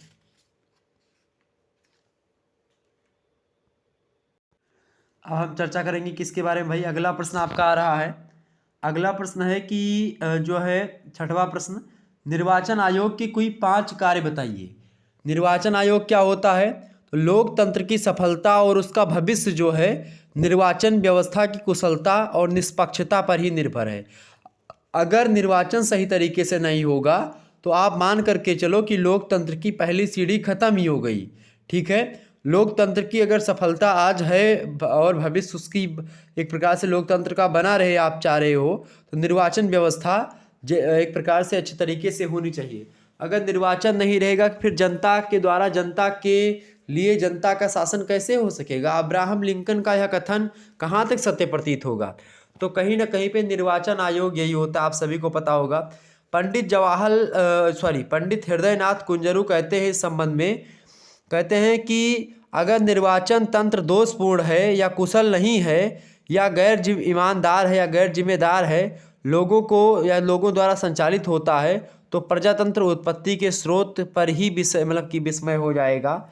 जनता निर्वाचनों से यह सीखने के बदले कि अपने मत का प्रयोग किस प्रकार करना चाहिए, उसका न्यायपूर्ण मतदान किस प्रकार संविधान में परिवर्तन और प्रशासन में सुधार ला सकता है, वह केवल यह जानने लगेगी जनता कि किस प्रकार षड्यंत्रों पर आधारित दलों का निर्माण करना है, किस प्रकार से अपने लक्ष्यों की प्राप्ति के लिए गलत तरीकों को अपनाया जा सकता है। ये तमाम प्रकार की चीज़ें निर्वाचन आयोग का एक प्रकार से निष्पक्ष और स्वतंत्र होना परम आवश्यक है। और ये भी एक प्रकार से एक एक रीज़न या एक कारण मान सकते हो आप एक प्रकार से भारत में वो रहने का, कि लोकतंत्रीकरण की प्रक्रिया स्थापित होने का। ठीक है, चूँकि निर्वाचन आयोग के द्वारा ही चुनाव वगैरह सारी चीज़ें होती है। आपसे पूछा जा रहा है निर्वाचन आयोग के कोई 5 कार्य। निर्वाचन आयोग के 5 कार्य कौन कौन से भाई? सबसे पहला आप देखते हैं भारतीय संविधान के अनुच्छेद 324 के फर्स्ट के अनुसार आप देखते हैं उसमें निर्वाचनों से संबंधित संपूर्ण व्यवस्था के बारे में बताया गया है। निर्वाचन आयोग का कार्य क्या है उसके बारे में भी बताया गया है। निर्वाचन के क्षेत्रों के परिसीमन से लेकर के मतगणना हो गई, परिणामों की घोषणा हो गई, ये तमाम प्रकार के कार्य निर्वाचन आयोग के अंतर्गत ही होते हैं। निर्वाचन आयोग को अंग्रेजी में क्या कहते हैं? इलेक्शन कमीशन कहते हैं। ओके, इसके कई सारे कार्य हैं। पहला कार्य आप लिखेंगे, 5 कार्य आपसे पूछा गया तो पहला कार्य लिखिएगा निर्वाचन क्षेत्रों का परिसीमन करना। ठीक है, परिसीमन आयोग भी आप देखते हैं संसद द्वारा बनाया गया था 1952 ईस्वी में परिसीमन आयोग अधिनियम बना था। और उसमें यह प्रभाव की था कि एक प्रकार से जो है प्रत्येक जनगणना जो होगी 10 साल के बाद में होगी। निर्वाचन क्षेत्रों का परिसीमन करना ये भी एक प्रकार से कितने लोग हैं, कितने वोट बना है, कितना नहीं बना है, किस किस जो है कितने महिला हैं, कितने पुरुष हैं, कितने पढ़े लिखे हैं, कितने अनपढ़ हैं, ये सभी भी परिसीमन ही एक प्रकार से मान सकते हो। दूसरी बात ये है कि मतदाता की सूची या मतदान सूची तैयार करना कि भाई कितने घर में कितने लोग हैं, किन लोगों को वोट देना है, किन लोगों को नहीं वोट देना है, या एक प्रकार से वोट देने लायक किसका लड़का होगा किसका नहीं। तो ये सब भी एक प्रकार से मतदान की जो सूची होती है वो भी तैयार करना एक प्रकार से इसका कार्य होता है। इसके अलावा तीसरा कार्य आप लिख सकते हो किसका भाई? तीसरा कार्य किसका? जो है मतलब निर्वाचन आयोग का तीसरा कार्य क्या है? तीसरा कार्य है राजनीतिक दलों को मान्यता देना। राजनीतिक दल जो होते हैं, निर्वाचन आयोग एक ऐसी संस्था है जो कि क्या करती है, राजनीतिक दलों को मान्यता प्रदान करती है। भारत में आप देखते हैं अनेक राष्ट्रीय और क्षेत्रीय स्तर के राजनीतिक दल हैं, राजनीतिक पार्टियां हैं पॉलिटिकल, और वर्तमान में निर्वाचन आयोग कम से कम 4 राज्यों में 4% मत प्राप्त कर लेने वाले दल को ही राष्ट्रीय दल के रूप में मान्यता प्राप्त करता है। ठीक है, तो एक प्रकार से राष्ट्रीय दलों को मान्यता कौन देता है? तो वो निर्वाचन आयोग ही देता है। चौथी बात ये है, चौथा कार्य इसका ये है निर्वाचन आयोग का, चुनाव चिन्ह प्रदान करना। जो पार्टियां होती हैं, जो राजनीतिक दल होते हैं और जो निर्दलीय उम्मीदवार होते हैं, उनको चुनाव चिन्ह कौन सा होगा, जैसे आपको पता होगा कि चुनाव चिन्ह जैसे कि जब लड़ते हैं, जैसे कि तो उसमें जो छोटी छोटी पार्टियां होती हैं, चुनाव जब भी कोई लड़ता है तो उन चुनाव लड़ने में आप देखते हो सबका एक जो है प्रतीक चिन्ह होता है। जैसे किसी का आरी हो गया, किसी का अनाज उसाता किसान हो गया, किसी का उगता हुआ सूरज हो गया, किसी का एक प्रकार से आप देखते हैं किसान हो गया। तो अलग अलग तरीके से, ठीक है, किसी का कैंची हो गया, किसी का इमली हो गया, किसी का कुल्हाड़ी चुनाव चिन्ह हो गया। ये सब चुनाव चिन्हों का आवंटन कौन करता है? ये सब कौन करता है? निर्वाचन आयोग ही करता है, इलेक्शन कमीशन करता है। पांचवा कार्य क्या है इलेक्शन कमीशन का? इलेक्शन कमीशन का ऐसे कितने 5 कार्य पूछे गए थे। पांचवा कार्य आप लिख सकते हो, राष्ट्रपति और उपराष्ट्रपति का निर्वाचन करवाना, यानी चुनाव करवाना कौन करवाता है? ये निर्वाचन आयोग करवाता है। निर्वाचन आयोग क्या करता है? राष्ट्रपति और उपराष्ट्रपति का निर्वाचन करता है। राष्ट्रपति के निर्वाचन में संसद और राज्य विधानसभाओं के निर्वाचित सदस्य मतदान करते हैं। उपराष्ट्रपति के निर्वाचन में संसद के दोनों सदनों के सदस्यों का मतदान करवाया जाता है। तो ये सारी प्रक्रिया कौन बताता है? ये सब निर्वाचन आयोग के अंतर्गत ही होता है। इसके अलावा और भी कार्य लिख लीजिएगा। छठवां कार्य क्या है? छठवां कार्य है संसद व राज्य विधानमंडलों के निर्वाचन करना। इसके अलावा सांसदों व विधायकों की अयोग्यता के संबंध में परामर्श देना। इसके अलावा सांसदों, विधायकों और मतदाताओं की जो अयोग्यता है उसको हटाना। कई सारे काम जो है इसके हैं। इसके अलावा और भी कार्य हैं।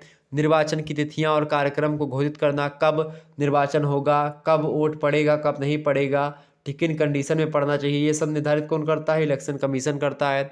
ठीक है, और जो कर्मचारी होते हैं निर्वाचन आयोग के, उन पर नियंत्रण रखना हुआ, ये भी इसका कार्य है।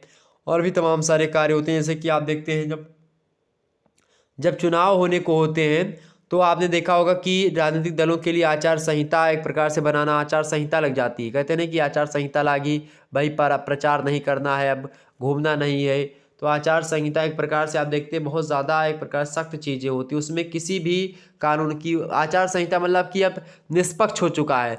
अब उस समय किसी का एक प्रकार से जोड़ नहीं। जो पहला मान लेते हैं कि आपके गांव का प्रधान चुनाव हो रहा है, तो प्रधान जो है आपके गांव का है, भले ही अभी तक वो प्रधान, लेकिन जब आचार संहिता लग गई तो उसमें किसी की नहीं चलती है, प्रधान आप नहीं रह गए हो। अब दोबारा चुनाव होगा तो फिर आप प्रधान बनोगे। ठीक है, यानी आचार संहिता में आप प्रचार नहीं कर सकते हो, लाउड स्पीकर पर अनाउंस नहीं कर सकते हो।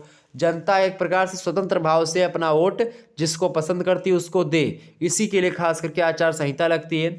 आचार संहिता में आप देखते हैं जितने भी बड़े बड़े क्रिमिनल वगैरह होते हैं, उन जिनके ऊपर 50-50 केसेस या मतलब 60-70 केसेस होते हैं, उन सभी को, या लगभग 10 से अधिक केस होते हैं, उनको उठा करके अंदर बंद कर दिया जाता है 1 महीने के लिए। 1 महीने तक अब देखते हैं तो पहले से क्यों बंद कर देते हैं? क्योंकि चुनाव में कोई धांधलेबाजी या चुनाव में कोई दंगा ना हो, ठीक है, कोई हिंसा ना फैले, ये इसीलिए। और भी तमाम सारे कार्य से निर्वाचन आयोग राजनीतिक दलों व उम्मीदवारों को चुनाव प्रचार की सुविधाएं दिलवाता है कि कितना प्रचार करना है, कब नहीं करना है। निर्वाचन आयोग इसके अलावा उम्मीदवारों द्वारा निर्वाचन व्यय की सीमा भी निर्धारित करता है कि आप मतलब एक प्रकार से कितना खर्च कर सकते हो। मतदाताओं को राजनीतिक शिक्षण देना भी निर्वाचन आयोग का ही कार्य है। निर्वाचन आयोग द्वारा जो चुनाव याचिकाएँ होती हैं उनको संबंध में सरकार को परामर्श भी देता। तो कई सारे एक प्रकार से इसके कार्य होते हैं राजनीतिक व्यवस्था के, मतलब निर्वाचन आयोग को स्वतंत्र बनाए रखने की व्यवस्था एक प्रकार से भी होता है। तो कहीं ना कहीं पे आप देखें निर्वाचन प्रक्रिया, निर्वाचन जो होता है ये एक बहुत ज़बरदस्त चीज़ है जो है, जिसके कारण से भारत में लोकतंत्र ही नहीं, भारतीय जो राजनीतिक व्यवस्था है उसको भी एक आकार मिलता है। आगे समझते हैं। 7वां प्रश्न आपसे पूछा सकता है कि भारत में धर्मनिरपेक्षता शब्द कब जोड़ा गया संविधान की प्रस्तावना में? बताएं। संविधान की प्रस्तावना में भारत में जो एक प्रकार से कौन सा शब्द है? धर्मनिरपेक्षता, यानी सेक्युलरिज्म जो शब्द है वो कब जोड़ा गया? फटाफट से बताने का प्रयास करेंगे। भारत में सेक्युलरिज्म शब्द जो है वो कब जोड़ा गया? सभी लोग बताने का प्रयास करेंगे। तो भारत में सेक्युलरिज्म जो शब्द जोड़ा गया, कब जोड़ा गया भाई? आप सभी को पता होगा कब जोड़ा गया, कौन से संविधान संशोधन के द्वारा? तो आप सभी को पता होगा 42वां संविधान संशोधन हुआ था। कब हुआ था 42वां संविधान संशोधन भाई? 42वां संविधान संशोधन हुआ था आपका 1976 ईस्वी में। और उसी 1976 ईस्वी के संविधान संशोधन के द्वारा आप देखते होंगे कि उसी में प्रस्तावना में, जो भारतीय संविधान की प्रस्तावना है, प्रियम्बल है, उसमें धर्मनिरपेक्ष शब्द को जोड़ दिया गया। 42वां संविधान संशोधन 1976 के द्वारा आप देखते हैं धर्मनिरपेक्ष शब्द जोड़ा गया। और आप देखते हैं भारत अब धर्मनिरपेक्ष राज्य है। और प्रस्तावना में धर्मनिरपेक्ष शब्द को सम्मिलित करने का अर्थ ये है कि प्रत्येक सरकार धर्मनिरपेक्ष राजनीति का अनुकरण करेगी। संविधान की प्रस्तावना में यह भी बताया गया कि संविधान का लक्ष्य भारत के समस्त लोगों के लिए न्याय दिला देना होगा, स्वतंत्रता सभी व्यक्तियों को बराबर होगी, समानता होगी, हर व्यक्ति समान है, भाईचारे की भावना को बढ़ावा देना। भारत का संविधान किसी एक वर्ग, किसी एक धर्म, किसी एक समूह के लिए नहीं बनाया गया है। भारत का संविधान सभी धर्मों के लिए, सभी वर्गों के लिए, सभी जातियों के लिए, सभी के लिए समान बनाया गया है, ये बात है। तो इसमें क्या होता है, मतलब कि निरपेक्षता, धर्मनिरपेक्षता का मतलब क्या हो? धर्मनिरपेक्षता किसे कहते हैं? जिस मतलब ऐसा देश जिसका राज्य का कोई अपना धर्म नहीं होता है। जैसे भारत में राज्य, मतलब कि भारत देश का या भारत राज्य का, भारत कंट्री का कोई अपना धर्म नहीं है। भारत में तमाम सारे धर्म के लोग रहते हैं और सभी को धार्मिक स्वतंत्रता का अधिकार प्राप्त है। ठीक है, कोई भी अपना धर्म परिवर्तन भी कर सकता है, इसके लिए संविधान की तरफ से बिल्कुल छूट है। उनके धार्मिक चीज़ों के हिसाब से छूट नहीं है, लेकिन संविधान छोड़ देता है कि आप एक प्रकार से अपने धर्म को अपना सकते हो। ज़बरदस्ती आपका धर्म कोई चेंज नहीं करवा सकता, ये भी आपका अधिकार है, मौलिक अधिकार है। इसके लिए आप सुप्रीम कोर्ट तक भी जा सकते हो।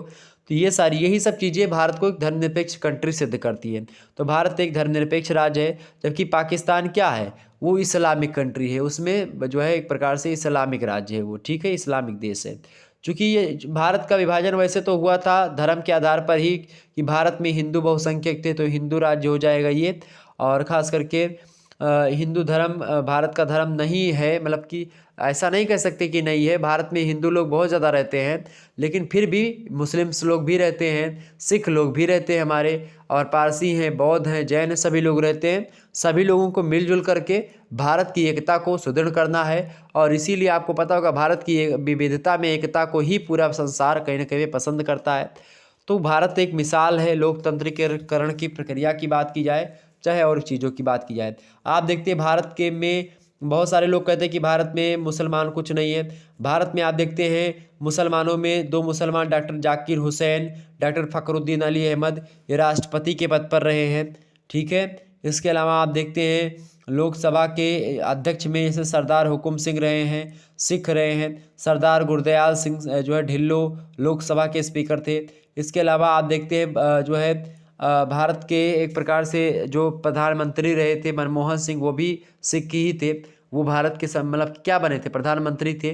तो ऐसा नहीं कि भारत क्या है, भारत में आप देखते हैं कि डॉक्टर APJ अब्दुल कलाम, वो भी राष्ट्रपति रहे। तो कहीं ना कहीं पे भारत एक धर्मनिरपेक्ष कंट्री है, जबकि पाकिस्तान एक धार्मिक कंट्री है। ये बात क्लियर हो गई। प्रश्न है कि धार्मिक स्वतंत्रता शब्द कब जोड़ा गया? तो ये भी आपको पता चल गया होगा। पहली बात कि राज्य का कोई धर्म नहीं होगा, पहली बात धर्मनिरपेक्षता की। दूसरी बात क्या है? दूसरी बात है कि राज्य की दृष्टि से समस्त धर्म क्या होंगे? समान होंगे। ये बात भी आप ध्यान रखेंगे। इसके अलावा धार्मिक स्वतंत्रता का अधिकार होगा प्रत्येक व्यक्ति को। कोई भी व्यक्ति जो है, अनुच्छेद 25 के अनुसार कहा गया है कि भारत के समस्त नागरिकों को किसी भी धर्म को अपनाने की स्वतंत्रता है। ठीक है, वो कोई भी धर्म एक प्रकार से अपना सकता है। इसके अलावा चौथी बात है कि धार्मिक संस्थानों की स्थापना का अधिकार भी दिया गया है। संविधान जो भारत का है उसमें अनुच्छेद 26 है। उस अनुच्छेद 26 में मौलिक अधिकार है, अनुच्छेद 26(1), उसमें कहा गया है कि समस्त धर्मों को दान के द्वारा धन इकट्ठा करके संस्थानों की स्थापना करने का अधिकार दिया गया है। आप जो है इसके जो है अतिरिक्त समस्त धर्मों के व्यक्तियों को अपने धार्मिक मामलों का प्रबंधन और उसका चल अचल संपत्ति प्राप्त करने का अधिकार भी मौलिक अधिकार की श्रेणी में रखा गया है। इसके अलावा 5वां पॉइंट इसका यह है धर्मनिरपेक्षता का, कानून के समक्ष समानता, यानी अनुच्छेद 14 जो है भारतीय संविधान का कहता है कि समता का अधिकार आपको देता है, मतलब विधि के समक्ष समता। कानून के निगाहों में, कानून की नज़रों में प्रत्येक व्यक्ति समान है, चाहे वो एक राजा हो, चाहे वो प्रजा हो या कोई व्यक्ति हो, चाहे वो ब्राह्मण हो, चाहे वो शूद्र हो, चाहे वो क्षत्रिय हो, चाहे वो वैश्य हो, कोई भी धर्म का हो, चाहे हिंदू हो, चाहे मुसलमान हो, चाहे सिख हो, चाहे ईसाई हो, चाहे बौद्ध हो, चाहे पारसी हो, चाहे जैन हो, तो कोई भी धर्म का हो, सभी धर्मों के लिए कानून जो होगा वही होगा। आप भी किसी को मारोगे तो जो आप पे धारा लगेगी, और कोई दूसरा व्यक्ति मारेगा तो वो उसके ऊपर भी वही धारा लगेगी। यानी कि जो उस समय कानून में लिखा है, आईपीसी में, इंडियन पिनल कोड में, उसी के तहत आपको सजा होगी। छठवीं बात, धर्मनिरपेक्षता की क्या बता सकते हो? धार्मिक अल्पसंख्यकों के मौलिक अधिकार भी दिए गए हैं। भारत ही देश ऐसा है, आप देखते हैं भारत देश में क्या है, जो अल्पसंख्यक हैं उनको भी अधिकार दिया गया है, मौलिक अधिकार दिया गया है। अल्पसंख्यक मतलब भारत में आप देखते हैं बहुसंख्यक कौन है? बहुसंख्यक आबादी किसकी है? हिंदुओं की है, और उसके बाद में मुस्लिमों की है। ठीक, और बाकी जो है आपके अल्पसंख्यकों में कौन कौन आते हैं? जैसे सिख हो गए, ईसाई हो गए, बौद्ध हो गए, जैन हो गए, पारसी हो गए, यहूदी हो गए। मुस्लिम धर्म भी अल्पसंख्यक थे, लेकिन अब धीरे धीरे करके क्या हो रही है, उनकी संख्या बढ़ रही। तो अल्पसंख्यक की श्रेणी में अब रखना उतना ज़्यादा तार्किक तर्क नहीं होता है, लेकिन फिर भी अभी औपचारिक तरीके से बोले तो धर्म मतलब मुस्लिम धर्म के लोग भी क्या हैं, एक अब अल्पसंख्यक हैं। ठीक है, तो धार्मिक अल्पसंख्यकों के मौलिक अधिकार हैं, मुस्लिम धर्म को भी ये मौलिक अधिकार प्राप्त हैं। जैसे कि अनुच्छेद 29 और अनुच्छेद 30, ये जो हैं ये धार्मिक अल्पसंख्यकों के बारे में ही बताते हैं। और इसके अंतर्गत आप देखते हैं नागरिकों को विशेष रूप से अल्पसंख्यकों को सांस्कृतिक या शैक्षिक अधिकार मिलते हैं। भारत के किसी भी भाग में अथवा आबादी के किसी भाग में रहने का स्वतंत्रता है इनको। और नागरिकों का एक वर्ग जिनकी अपनी भाषा हो, अपनी लिपि हो, अपनी संस्कृति हो, उन सभी की वो रक्षा कर सकते हैं। उनको बढ़ावा देने के लिए एक प्रकार से चीज़ें खोल सकते हैं। ठीक है, स्कूल कॉलेज खोल सकते हैं उस धर्म के लिए, अपने धर्म को बचाए रखने के लिए। किसी भी नागरिक को राज्य की मदद से अथवा उसके द्वारा चलाए जा रहे शैक्षणिक संस्थान में प्रवेश धर्म, जाति, पंथ अथवा इसमें से किसी भी आधार पर अस्वीकृत नहीं किया जा सकता है। तो कई सारी चीज़ें हैं, तो ये सारी चीज़ें ओके। और उसके अलावा शिक्षण संस्थान जो बनाए जाएंगे, राज्य शिक्षण संस्थाओं का अनुदान प्रदान करते समय धर्म और भाषा के आधार पर पक्षपात नहीं करेगी, ये बात भी बताई गई है। लेकिन क्या होता है कि जो अल्पसंख्यकों के लिए तो ये चीज़ें हैं, अल्पसंख्यकों के लिए खास करके ये चीज़ें हैं, लेकिन जो बहुसंख्यक आबादी है उसमें धर्म की शिक्षा देने के लिए कुछ बातें नहीं बताई गई हैं। ठीक है, केवल अल्पसंख्यकों को बढ़ावा देने के लिए ये चीज़ें हैं, ये भी इसका एक दोष है, विद्वान लोग बताते हैं। ठीक, तो ये कई सारी चीज़ें थी। इसके अलावा सरकारी सेवाओं के लिए समान अवसर मिलता है। यहाँ पर अनुच्छेद 16 में अवसर के विषय में समानता बताई गई है। धार्मिक प्रसार हेतु आप देखते कर नहीं लगाया जा सकता है। यानी अनुच्छेद 27 कहता है कि किसी भी व्यक्ति को किसी भी कर का भुगतान करने हेतु मजबूर नहीं किया जा सकता है, जो किसी विशेष धर्म के विकास और संचालन हेतु या किसी विशेष वर्ग या धार्मिक संप्रदाय के जो है अभ्युदय के लिए व्यय किया जान पड़ेगा।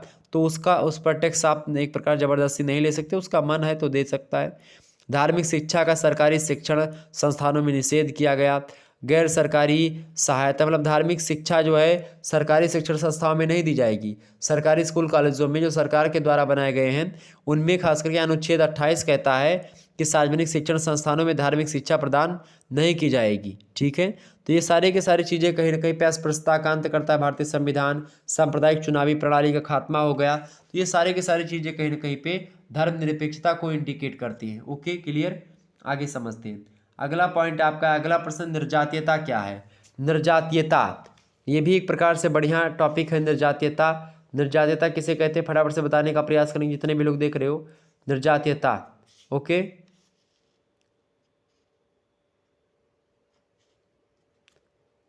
बताइएगा सभी लोग फटाफट से। अच्छा, धर्मनिरपेक्षता को लेकर के एक बड़ा टॉपिक है, उस पर हम चर्चा कर लेंगे जल्दी। लेकिन आप बताओ कि निर्जातीयता क्या है? निर्जातीयता किसे कहते हैं? फटाफट से बताने का प्रयास करेंगे जितने भी लोग देख रहे हैं। निर्जातीयता किसे कहते हैं बताओ भाई, निर्जातीयता क्या है? एथिनिसिटी जिसको अंग्रेजी में कहते हैं, क्या है निर्जातीयता? तो आपको बता दूं कि भारत में राष्ट्र निर्माण के मार्ग में बहुत सारी चुनौतियां हैं। राष्ट्र निर्माण की चुनौतियों में नाम आता है निर्जातीयता का, नाम आता है भाषावाद का, नाम आता है क्षेत्रवाद का, नाम आता है जाति का, नाम आता है बहुमत का, नाम आता है अल्पसंख्यकों का, और नाम आता है भ्रष्टाचार का, नाम आता है समुदाय का। ये सारी चीज़ें ऐसी हैं जो कि क्या करती हैं, राष्ट्रीय एकता के मार्ग में खतरा है, राष्ट्र निर्माण की चुनौती हैं ये लोग। ठीक है, मतलब ये सारे के सारे तत्व आप देखते हैं जो है कहीं ना कहीं पे आप देखिएगा। निर्जातीयता का मतलब होता है निर्जातीयता को प्रजातीयता भी कहा जाता है। आप लिखेंगे कि निर्जातीयता को प्रजातीयता भी कहा जाता है। और व्यक्तियों के एक ऐसे समूह को निर्जातीयता के रूप में हम परिभाषित कर सकते हैं जो स्वयं या दूसरों के द्वारा यह समझा जाता है कि उसकी कुछ ऐसी सामान्य विशेषताएं हैं जो कि उन्हें समाज के दूसरे समाजों से क्या करती हैं, अलग करती हैं। और ऐसे समूह का अपना एक अलग विशिष्ट सांस्कृतिक व्यवहार होता है। और कभी कभी नस्ल या निर्जातीयता को एक ही समझ लेते हैं लोग, लेकिन ये बात बिल्कुल गलत है। वास्तव में निर्जातीयता जो होती है शब्द की रचना होती है, नस्ल शब्द के विरोध में होती है। और ख़ास करके नस्ल की पहचान हेतु प्राण शास्त्रीय लक्षणों का उपयोग किया जाता है। नस्ल में क्या होता है, प्राण शास्त्रीय लक्षण होते हैं, शरीर में शारीरिक लक्षण दिखाई पड़ते हैं। जबकि निर्जातीयता की पहचान किससे होती है, नस्लीय लक्षणों के साथ साथ धर्म उनका अलग होगा, भाषा अलग होगी, व्यवसाय अलग होगा, राजनीति का स्वरूप अलग होगा, सांस्कृतिक विशेषताएं पर ध्यान दी जाती है। निर्जातीयता मतलब होता है संजातीयता जिसको आप बोलते हैं, या प्रजातीयता। ठीक है, मतलब एक समान, जैसे कि मान लेते हैं हमारा हिंदी धर्म मतलब कि हिंदू धर्म है और मैं हिंदी भाषा बोलता हूँ एक प्रकार से, तो एक प्रकार से हमारा एक क्या है, निर्जातीयता है। या निर्जातीयता में आप देखते हैं ये धर्म थोड़ा छोड़ दीजिए, थोड़ा सा अलग पॉइंट हो गया। लेकिन हम मान लेते कोई व्यक्ति है, हमारा गाँव है, अब मैं पूरा गाँव जो है मान लेते कोई दूसरी भाषा बोलूँ, मान लेते इंग्लिश बोल रहा हूँ। ठीक है, हमारी वेशभूषा अलग है, मैं धोती कुर्ता और एक प्रकार से टोपी रख रहा हूँ, ठीक है, या अंगोछा रख रहा हूँ, तो एक प्रकार धोती कुर्ता अंगोछा हमने रख लिया। या और एक प्रकार से और भी चीज़ें, हमने कंठी माला पहन लिया, मतलब पूरे गांव का कल्चर ही अलग कर दिया, तो वो संजातीयता हो गई, निर्जातीयता हो गई। ठीक है, निर्जातीय पद्धति भी एक प्रकार से होती है। तो कुल मिलाकर के भारतीय निर्जातीयता समूह के लिए प्रावधान भी हैं। और ख़ास करके भारतीय संविधान में कुछ समूहों को अलग रखते हुए रखा गया, जैसे कि अनुसूचित जातियाँ, अनुसूचित जनजातियाँ और सामाजिक और शैक्षणिक दृष्टि से पिछड़े हुए वर्ग या जातियाँ जो हैं, ये सब निर्जातीयता के अंतर्गत रखी जाती हैं। और भारत में निर्जातीयता संघर्ष के प्रमुख कारण धर्म और भाषा ही है। निर्जातीयता जो है समूहों में आप देखते हैं जो है एक प्रकार से हिंसात्मक संघर्षों की समस्या का निवारण करने हेतु निर्जातीयता संघर्ष की संगत और प्रभावशाली प्रतिक्रिया को ध्यान में रख करके एक ऐसे साधारण और एक मतलब मात्र कल्याण मतलब कारण को ढूंढना होगा जो कि दो समूहों के मध्य संघर्ष के लिए जिम्मेदार हो। कुछ विद्वान कहते हैं कि जब तक लोगों में आर्थिक असमानताएं बनी हैं, ये संघर्ष भी बने रहेंगे। लोगों की आर्थिक असमानताओं को आसानी से दूर नहीं किया जा सकता है। इसके अलावा इस तरह के संघर्षों की रोकथाम करना मुश्किल है। तो कुल मिलाकर के जो निर्जातीयता है इसको समाप्त करना भी चाहिए। निर्जातीयता से क्या होता है, एक छोटी एक प्रकार से ऐसी समस्या निर्जातीयता में कि एक आपकी मानसिकता संकीर्ण हो जाएगी, मतलब पतली हो जाएगी। आप केवल अपने ही जातियों के बारे में सोचने लगेंगे, आप दूसरे बाह्य जातियों के बारे में नहीं सोच पाएंगे।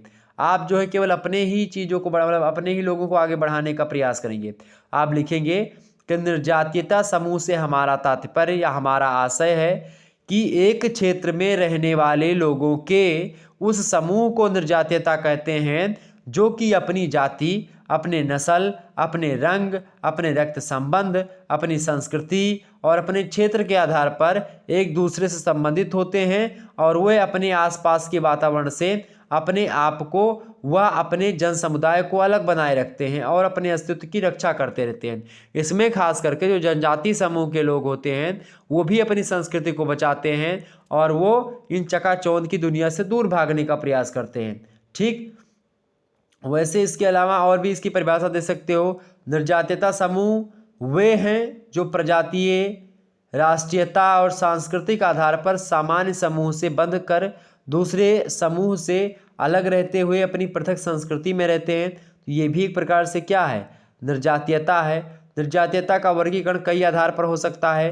धार्मिक आधार पर गठित निर्जातीयता समूह हो गए, जैसे कि धार्मिक आधार पर हिंदू हो गया, मुस्लिम हो गया, ईसाई, सिख, बौद्ध, पारसी, ये सब भी एक निर्जातीय समूह ही इनको हम बोल सकते हैं। ठीक है, क्योंकि इनके अपने अपने आचार विचार हैं, अपने अपने व्यवहार अलग अलग हैं, रीति रिवाज अलग अलग है, खान पान अलग अलग है, रहन सहन अलग अलग है, संस्कृति भी अलग अलग है। तो कुल मिलाकर के कुछ तो मिलती हैं, कुछ अलग हैं और लगभग अधिकतर अलग ही चीज़ें हैं। इसके अलावा नस्ल पर आधारित निर्जातीयता समूह होते हैं। नस्ल पर आधारित जैसे कि मान लेते हैं भारत में ही आप देखते हैं जो है कुछ प्राचीन नस्लों में जैसे भील हो गए, कोल हो गए, द्रविड़ हो गए, संथाल हो गए। विदेशी नस्लों में आर्य हो गए, हूण, कुषाण, मुस्लिम, मंगोल, ये सब नस्ल हो गई।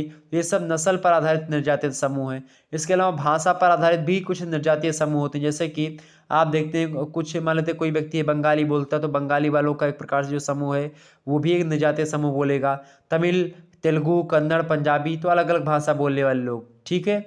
इसके अलावा कबीलों पर आधारित निर्जातीय समूह होता है अगला। कबीलों में जैसे मान लेते हैं नस्ल, जाति, भाषा, संस्कृति के आधार पर स्वयं को दूसरे कबीलों से अलग बताते हैं, तो वो भी एक प्रकार से क्या है। इसके अलावा जाति पर आधारित निर्जातीय समूह होते हैं। अलग अलग जातियाँ, ब्राह्मण, क्षत्रिय, वैश्य, शूद्र, ये भी एक प्रकार से अपने अपने हिसाब से निर्जातीयता को बढ़ावा देते हैं। तो ये सारी चीज़ें हैं। अच्छा, निर्जातीयता का भारतीय राजनीति पर प्रभाव भी पड़ा है। इससे सांप्रदायिकता, उग्र संगठनों का निर्माण हो सका है, राजनीतिक शक्ति की प्राप्ति की मांग हुई है, विद्यार्थी संगठनों का निर्माण हुआ है, हिंसक आंदोलन बढ़े हैं, जातिवाद का खतरा बढ़ा है, क्षेत्रवाद को बढ़ावा मिला है इससे निर्जातीयता से। तो ये कई प्रकार के एक प्रकार से क्षेत्रीय दलों का गठन हुआ है। तो ये हो गया आपका निर्जातीयता।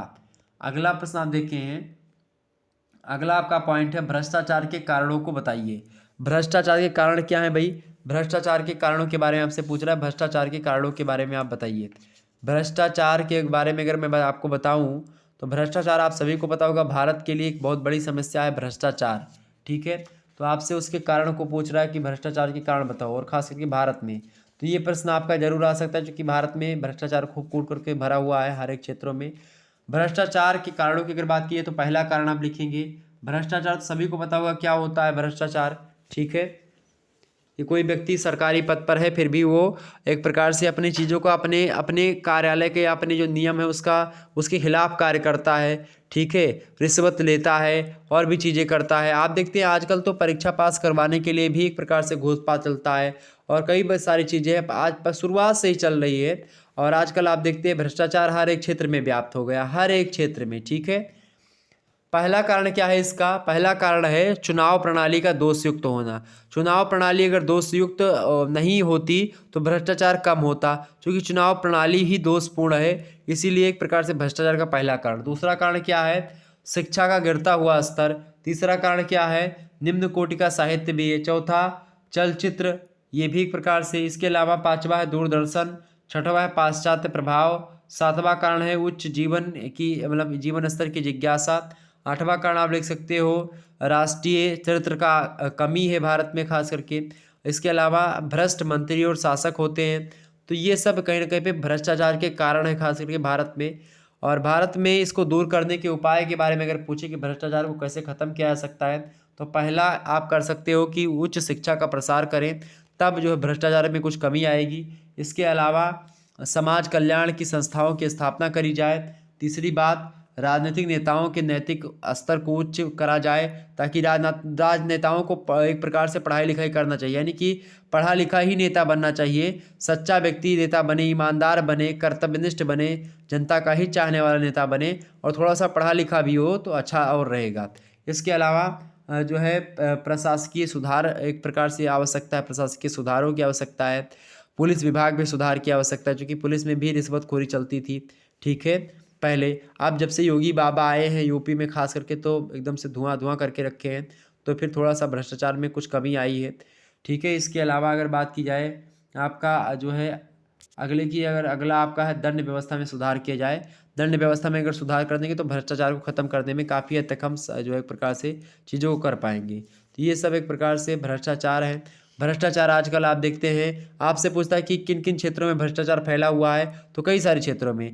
न्यायपालिका में भ्रष्टाचार फैला है, सेना में भ्रष्टाचार है, संचार माध्यमों का भ्रष्टाचार है, राजनीतिक भ्रष्टाचार फैला है, चुनावी संबंधी भ्रष्टाचार है, नौकरशाही का भ्रष्टाचार है, कारपोरेट भ्रष्टाचार है, शिक्षा के क्षेत्र में भ्रष्टाचार है, चिकित्सकों का भ्रष्टाचार है, वकीलों द्वारा भ्रष्टाचार है। तो तमाम प्रकार के मतलब हर एक क्षेत्रों में आज भारत में भ्रष्टाचार विद्यमान है, इसमें कोई दो राय नहीं है। ओके, ये बात आप ध्यान रखेंगे। अगला प्रश्न आप देखते हैं भ्रष्टाचार के कारण में आप लिख सकते हैं। अगला प्रश्न है राष्ट्रपति शासन कब लगाया जाता है? राष्ट्रपति शासन कब लगाया जाता है भाई? बताने का प्रयास करेंगे फटाफट से। राष्ट्रपति शासन कब लगाया जाता है, बताएं। राष्ट्रपति शासन कब लगाया जाता है? भारत में राष्ट्रीय आपातकाल अगर हो तो, ठीक है। इसके अलावा भारत का चुनाव आयोग प्रमाणित करता है कि राज्य में विधानसभा चुनाव कराने में कठिनाइयाँ होती हैं और इन्हीं कारण से राज्य में राष्ट्रपति एक प्रकार शासन जारी रखना आवश्यक है। तो एक प्रकार से राष्ट्रपति शासन लगाया जाता है। राष्ट्रपति शासन की अगर बात की संविधान के 44वें संविधान संशोधन 1978 ईस्वी में आप देखते हैं 1 वर्ष की अवधि के बाद राष्ट्रपति शासन लागू करने पर कुछ बाधाएं ला दी थी और इसमें कहा गया कि राष्ट्रपति शासन को 1 वर्ष से अधिक नहीं बढ़ाया जा सकता है। ओके, कई सारी चीज़ें हैं। तो राष्ट्रपति जब संसद के दोनों सदनों में से एक प्रकार से आप देखते हैं कि दोनों सदन नहीं चल रहे होते हैं, उस समय राष्ट्रपति शासन लगता है 6 महीने के बाद शुरुआत में, फिर उसके बाद में और भी चीज़ें। आपसे पूछे कि राष्ट्रपति शासन कब लगाया जाता है, तो पहला क्या है भाई, पहला पॉइंट ये आप लिखेंगे कि राज्य विधायिका राज्य के राज्यपाल के द्वारा निर्धारित समय के लिए मुख्यमंत्री के रूप में एक नेता का चुनाव करने में सक्षम नहीं हो तब। इसके अलावा दूसरा पॉइंट ये लिख सकते हो कि राज्य सरकार में एक गठबंधन का टूटना जिसके कारण से मुख्यमंत्री को विधायिका में अल्पसंख्यक समर्थन प्राप्त होता है और मुख्यमंत्री राज्यपाल के द्वारा निर्धारित समय के भीतर बहुमत साबित करने में असमर्थ अगर होते हैं तो राष्ट्रपति शासन लग जाएगा। इसके अलावा तीसरी कंडीशन ये होगी कि विधानसभा में अविश्वास प्रस्ताव के कारण से बहुमत का नुकसान हो जाए तो भी क्या हो जाएगा, राष्ट्रपति शासन लग जाएगा राज्यों में। इसके अलावा अगला पॉइंट है अनुच्छेद 356 के द्वारा ही राष्ट्रपति शासन लगाया जाता है।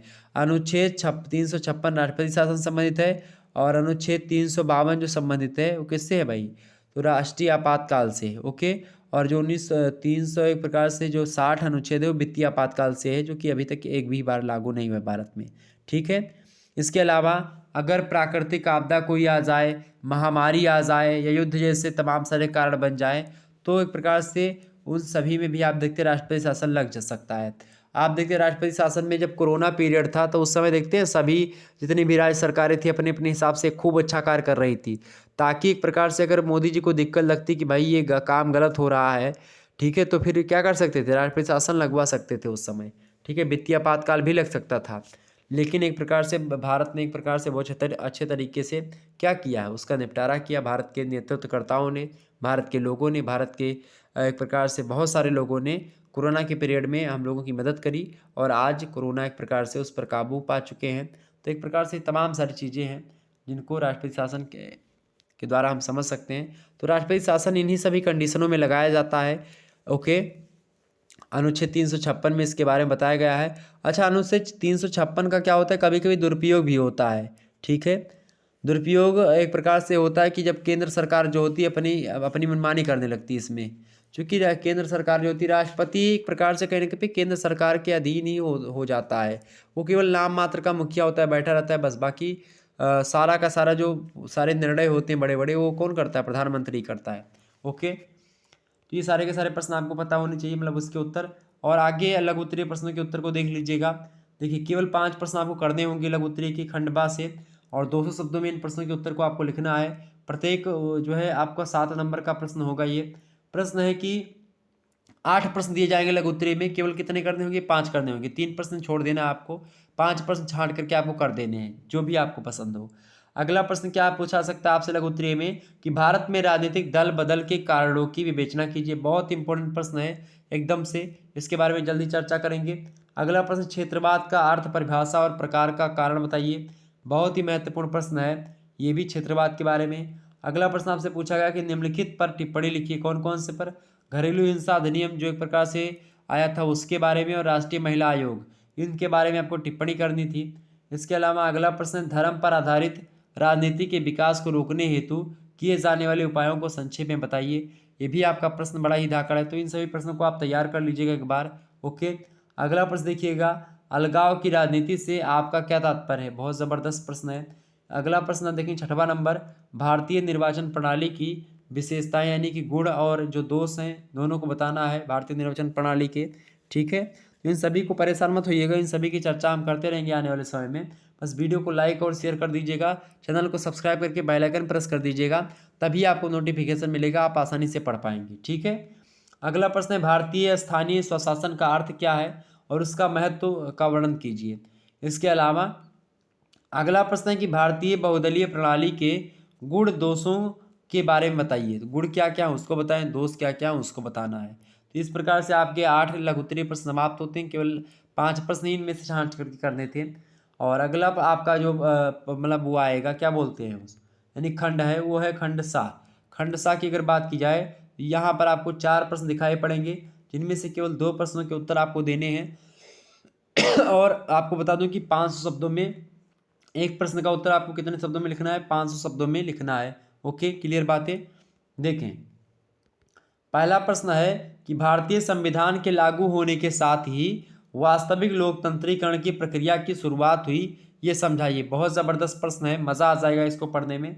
अगला प्रश्न देखेंगे, गठबंधन सरकार क्या है, इसके गुण दोषों की विवेचना कीजिए। मोस्ट इंपॉर्टेंट प्रश्न है। इसके अलावा अगला प्रश्न आपसे पूछा सकता है कि राजनीतिक दल की परिभाषा दीजिए तथा उसके कार्यों की विवेचना कीजिए। अच्छा, इन सभी जो प्रश्न दिख रहे हैं आपको, इन सभी की वीडियोस जब मैं चैप्टर वाइज वीडियो प्रोवाइड करवा रहा हूँगा, उन सब में आपको मिलती रहेंगी। अगला प्रश्न है, मतदान व्यवहार से आप क्या समझते हैं। प्रश्न क्या है, मतदान व्यवहार से आप क्या समझते हैं। भारत में मतदान व्यवहार के अध्ययन की उत्पत्ति पर प्रकाश डाली। मोस्ट इंपॉर्टेंट प्रश्न है। तो ये 4 प्रश्न जो है एक प्रकार से आपके इंपॉर्टेंट है दीर्घ उत्तरीय के, इनमें से केवल 2 प्रश्न ही करने होंगे आपके एग्जाम में, आप ध्यान रखेंगे। ओके, और जिस भी विश्वविद्यालय में आपका पेपर हो, यानी कि जिस भी विश्वविद्यालय से आप संबंधित हो, तो वहाँ का एक प्रकार से जो पेपर होगा वो उनके पैटर्न पर होता है, लेकिन अधिकतर विश्वविद्यालय यही पैटर्न फॉलो करते, तो आपको बिल्कुल घबराने की आवश्यकता नहीं है। अगर आपने इतना जितना मैंने बता दिया आपको इतने प्रश्नों के बारे में, अगर इन प्रश्नों को सही तरीके से अध्ययन कर लिया, पढ़ लिया, निश्चित तौर पर आपको एक प्रकार से कहीं ना कहीं पे फेल कोई नहीं कर सकता और टॉप करने से कोई नहीं रोक सकता। ये बात आप ध्यान रखेंगे अगर आपने अच्छे तरीके से लिखा तो। Okay, clear. आपको बता दूं कि यहाँ पर हिंदी साहित्य की वीडियो जो ऑब्जेक्टिव हुई है, ये इसका दूसरा पार्ट अपलोडेड है, जिसमें इकाई 6 और इकाई मतलब इकाई 5 और इकाई 6 से बनने वाले ऑब्जेक्टिव टाइप के महत्वपूर्ण प्रश्नों पर हमने चर्चा कर दी, उसको आपने देखा होगा। इसके अलावा समाजशास्त्र का वीडियो आप देख लीजिएगा, इसी प्रकार से बहुत महत्वपूर्ण वीडियो है, इसको ज़रूर देख लीजिएगा, आपकी परीक्षा की दृष्टि से बेहद ही महत्वपूर्ण है। ओके, इसके अलावा जो है आपका हिंदी का भी लिखित कमांड पेपर हो चुका है, ऑब्जेक्टिव का भी, तो उसको भी देख लीजिएगा। ओके, चलिए फिर हम मिलते हैं नेक्स्ट वीडियो में, तब तक के लिए जय हिंद, जय भारत। आप सभी का बहुत बहुत धन्यवाद हमारे से जुड़ने के लिए। इसी प्रकार से अपना प्यार हमेशा बनाए रखिएगा। ओके, धन्यवाद, good night, I love you सभी लोग, गुड नाइट।